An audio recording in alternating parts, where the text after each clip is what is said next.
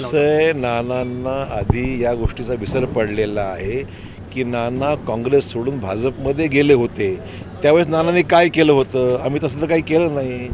नाना विधिमंडळाचं अधिवेशन चालू असताना नागपूरच्या अधिवेशनाच्या काळात काँग्रेस सोडून भाजपामध्ये गेले होते.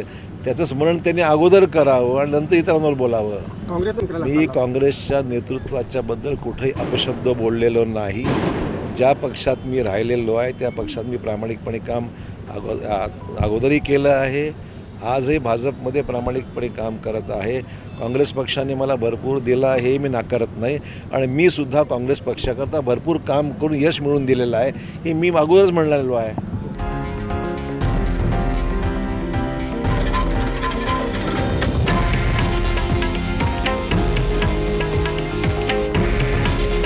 हे आहे देशातील नंबर 1 न्यूज नेटवर्क आणि आपण पाहत आहात TV9 मराठी.